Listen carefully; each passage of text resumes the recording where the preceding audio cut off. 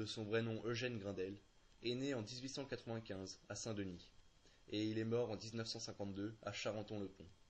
Frappé très jeune par la tuberculose, il interrompt ses études avant d'être hospitalisé en Suisse. En 1918, il rencontre Gala, qui deviendra sa femme. Il fait partie des dadaïstes, puis plus tard des surréalistes. En 1926, il adhère au Parti communiste français, le quitte en 1933 et le rejoint à nouveau en 1942. En 1938, il entre en conflit avec Breton et abandonne le mouvement surréaliste. Au cours de l'occupation de la France, il joue un rôle important dans la résistance des écrivains français contre les Allemands. Après la Libération, il voyage dans de nombreux pays. Il va en Grèce en 1946 et en 1948 et se rend dans les monts du Grammos, où il y reste quelque temps avec l'armée populaire. Il prend part à de nombreuses rencontres internationales pour la paix. Louis Aragon est né en octobre 1897 à Paris. Il commence des études de médecine et rencontre en 1917 à l'hôpital du Val-de-Grâce André Breton. En 1919, il fonde la revue littéraire avec Philippe Soupeau et André Breton.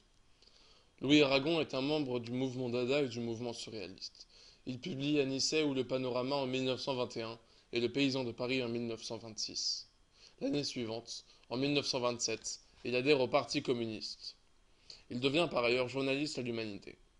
En 1928, il rencontre Elsa Triolet et rompt avec les surréalistes en 1932. Pendant la Seconde Guerre mondiale, il entre dans la résistance et publie des poèmes dédiés à Elsa Triolet, sa compagne. Il s'agit du Crève-cœur en 1941 et des Yeux d'Elsa en 1942.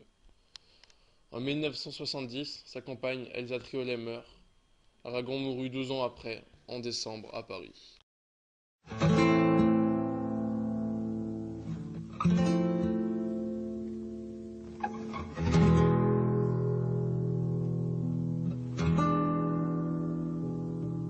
And who by fire, who by water, who in the sunshine, who in the nighttime, and who by high ordeal, who by common trial. Aragon et Paul Éluard sont connus pour leurs nombreux poèmes en faveur de la paix.